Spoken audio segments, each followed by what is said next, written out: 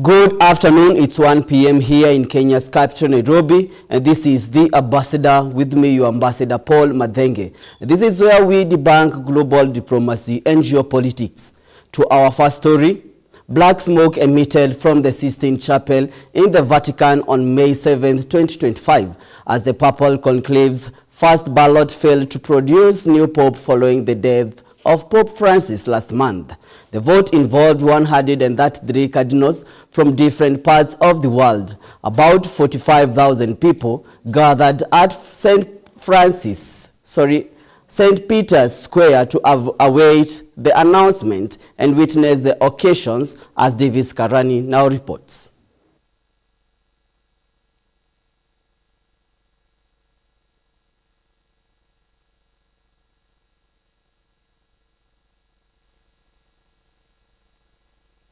Electing a new pope, which they exercised, but their first ballot of the Papal Conclave failed as a black smoke billowed out of the chimney of the Sistine Chapel in the Vatican City.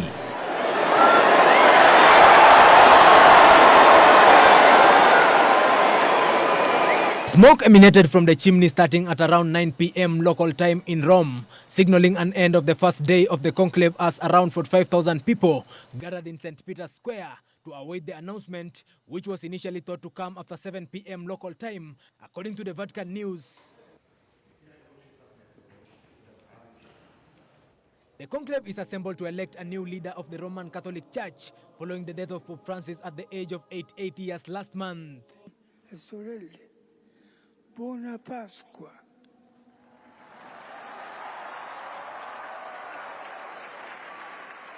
Conclaves in the past have taken days, months, or even years, and the longest conclave lasted nearly 3 years, from 1268 to 1271, following the death of Pope Clement IV.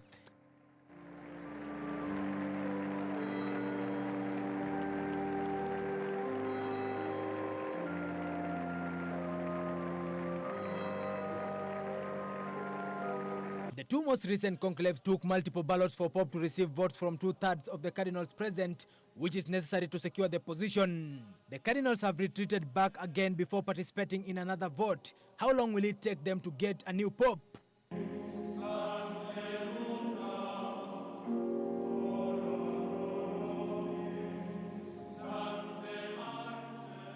We keep our eyes open for your sake as our viewer.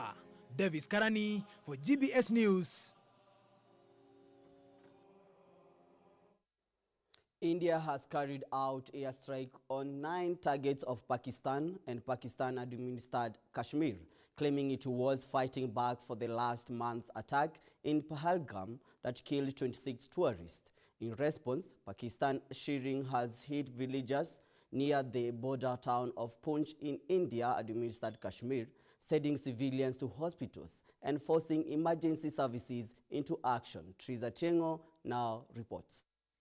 Civilians in the border areas of Indian-administered Kashmir are fleeing their homes as shelling intensifies along the line of control. The town of Poonch has been hit particularly hard, with local hospitals overwhelmed by wounded residents, many of them women and children. Authorities blame Pakistan's military for the recent artillery fire, which followed a string of Indian airstrikes earlier this week. Those airstrikes, the most extensive in years, targeted militant facilities across Pakistan and Pakistan-administered Kashmir. Indian officials say the raids were in direct retaliation for last month's deadly attack in Pahalgam, which killed 26 Indian and foreign tourists. Over the last 3 decades, Pakistan has systematically built terror infrastructure.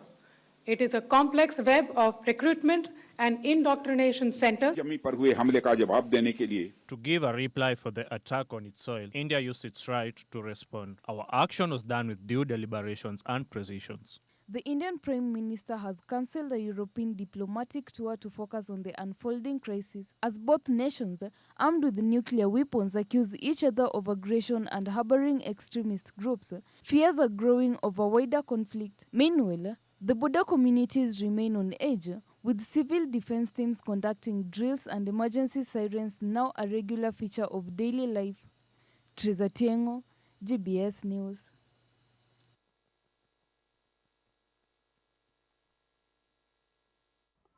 Denmark has again opened its doors to Burkina Faso by reopening its embassy in Ouagadougou yesterday.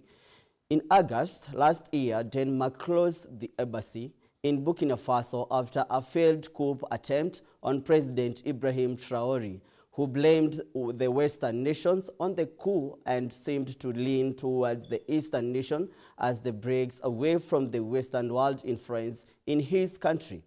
Is President Traoré proving to the world that Africa can also assert authority in the global agenda? Our reporter Victor Udun has more.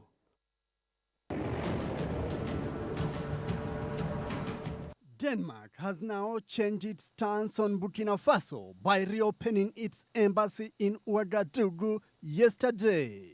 After a failed coup attempt on Burkina President Captain Ibrahim Traoré in August last year, Denmark swiftly closed its doors on Burkina Faso. This was an attempt aimed at isolating the West African nation after President Traoré hewed blame on the Western nations and leaning towards the Eastern nations, including Russia and China. These upset the West, whom saw themselves as losing its traditional powerful influence to the East. But President Traoré has not even blinked, maintaining his stand on Burkina Faso's sovereignty without external manipulation like a puppet. The coup attempt had aimed to weaken him and destabilize Burkina Faso, but the opposite effect is true. It has emboldened and solidified him, and he has now gained support not only from the local citizens, but is also being admired worldwide by others, hence thrusting Burkina Faso into the international spotlight. Surprisingly, even countries like Germany that had condemned Traoré immediately after he took over power through a military coup, such countries that maintain that he returned power to the civilian rule, they now seem to embrace his administration. Is President Traoré forcing the Western world to go back to the drawing table and rethink about their diplomatic strategies with Africa? All said and done, former Burkina Faso's founding President Thomas Sankara's legacy seems to live on in President Ibrahim Traoré.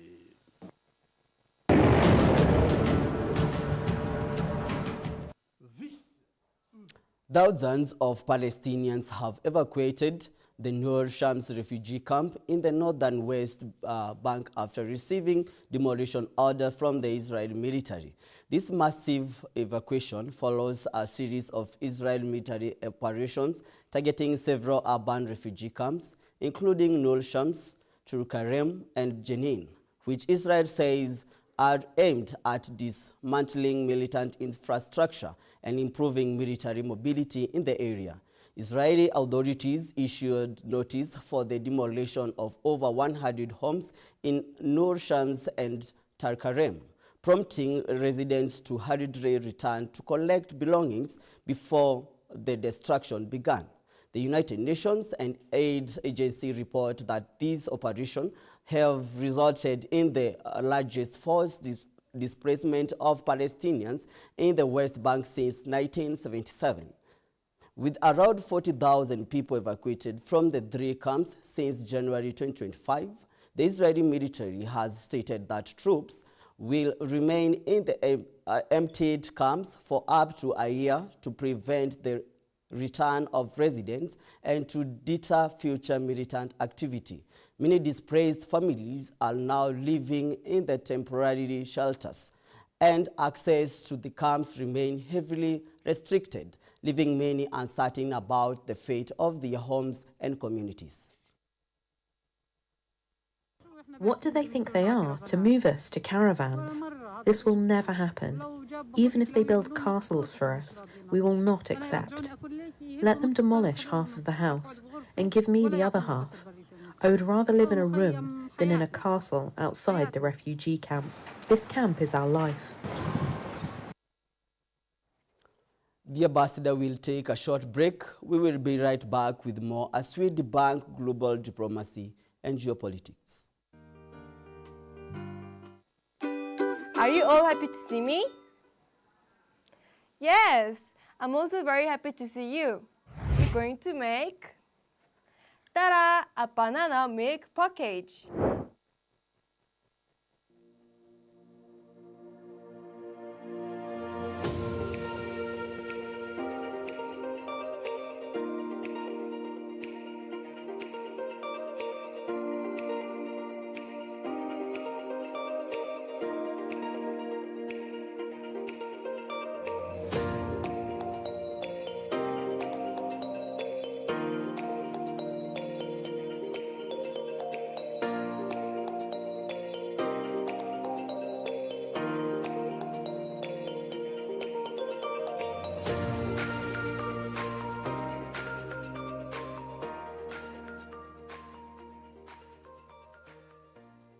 Ta-da! Friends, now we're done with the banana milk package.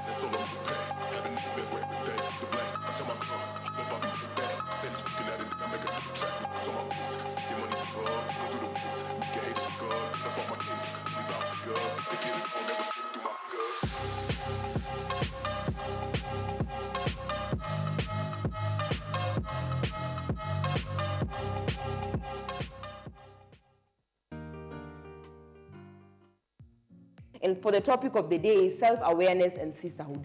Self-awareness and sisterhood. People know they're self-aware, but if you don't know how to act on it, then you're not really as self-aware as you think. I usually say garbage in, garbage out, and whatever. You cannot give what you don't have. So impact yourself first and work on yourself. If you feel like they're draining you, well and good. By the way, kuna kijana, unajua Ian amekuwa akinichanganya nini, and I really want us to be together. Unaniambia, Ian, acha nikwambie, ufanye hivi na hivi na hivi. Alafu tunakuja friend dinner or something, na kuna una turn up na Ian, are you mad? You know, as adulting is adulting, right now is the real intentionality that comes in.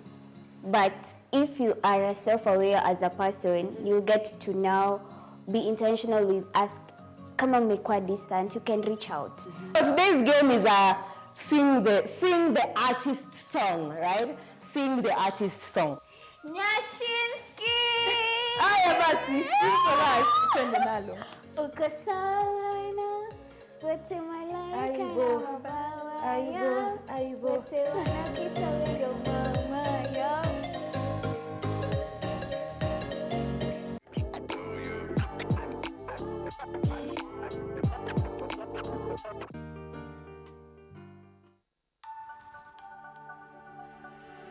Everywhere, GBS. Welcome back to The Ambassador as we break down the developments for you and get the bigger picture on what's happening globally. Now, Prime Minister Keir Starmer signaled that a significant trade agreement with the United States is imminent during his speech on the London Defense Conference. Starmer stated that talks with the U.S. have been ongoing and promised more details later in the day, emphasizing he would, and I quote, always act in our national interest for workers, businesses, and families to deliver security and renewal for our country, end of quote. This comes as both countries are expected to announce a deal to lower tariffs on selected goods, marking the first such agreement since President Trump imposed broad tariffs on trading partners last month. This anticipated deal is particularly significant for both governments as it's expected to address tariffs on UK steel, aluminium and cars, as well as potential changes to the UK's digital services tax that affects US tech firms. And we must use this moment to do the same, deepening our partnerships with allies, old and new, from across Europe to meet the defence challenges of our age, to the United States, an indispensable ally for our economic and national security. As you know, talks with the US have been ongoing, and you'll hear more from me about that later. Citing increased uncertainty and rising inflation risk from President Trump's tariffs, the Federal Reserve maintained its benchmarking interest rate at 4.25% to 4.5% from the third straight meeting, where acknowledging a solid economy and labor market, the Fed highlighted concerns about elevated inflation and the potential for tariffs to drive up prices and slow growth. Fed Chair Powell specifically pointed the risk of higher inflation, slower economic growth, and increased unemployment of tariffs persist, emphasizing the Fed's ongoing data monitoring for future policy decisions. However, Powell also acknowledged that it remains unclear how this risk will ultimately play out, and the Fed will continue to assess incoming data before making any future policy moves. Unemployment and higher inflation appear to have risen, and we believe that the current stance of monetary policy leaves us well positioned to respond in a timely way to potential economic developments. There's just so much that we don't know. I think, and we're in a good position to wait and see is the thing. We don't have to be in a hurry. The economy has been resilient and is doing fairly well. Our policy is well positioned. The costs of waiting to see further are fairly low, we think. So that's what we're doing. And, you know, we'll see the administration is entering into negotiations with many countries over tariffs. We'll know more with each week and month that goes by about where tariffs are going to land, and we'll know what the effects will be when we start to see those things. So we think we'll be learning. I can't tell you how long it will take, but for now it does seem like it's a fairly clear decision for us to wait and see and watch. Greece and Egypt have reaffirmed their commitment to a £4 billion undersea electricity cable that will send solar and wind power from Egypt to Europe through Greece. Backed by the European Union, the 3,000 megawatts project is set to become the first direct clean energy link between North Africa and Europe, aiming to boost energy security and reduce reliance in fossil fuels. Greece and Egypt have renewed their commitment to a £4 billion undersea electricity project that will transmit renewable energy from Egypt to Europe via Greece. Backed by the European Union, the 3,000 megawatt cable is expected to be completed within 5 years and will help Europeans access low-cost solar and wind energy. We want to give this opportunity to Egyptians, especially young Egyptians, to come to our country, to work here. And this is the best response to those who claim that the policy of Greece and of Europe is limited solely to restricting illegal immigration. It should not be the traffickers, Mr. President, who decide who enters the European Union. It must be an organized decision taken sovereignly by the states of Europe in close cooperation and coordination with the friendly countries such as Egypt. Among the other deals include a 3,000 megawatts underwater cable, which will stretch nearly 1,000 kilometers across the Mediterranean, linking Egypt and Europe. I also stress the extreme importance that we attach to the electricity interconnecting project between Egypt and Greece. It is not just a bilateral project, but also a strategic step with the region and international dimensions, given that it is considered the first direct link for clean energy. Both highlighted the project's strategic importance as the first direct clean energy linked between North Africa and Europe. Teresa Tiengo, GBS News. And that's all for today. With me, your Ambassador Paul Madenge on the Ambassador 1 p.m. Follow all of our stories at GBS TV Africa. Is updated through the day. We meet every Thursday and Friday as we debunk global diplomacy and geopolitics. Thank you for your time and company.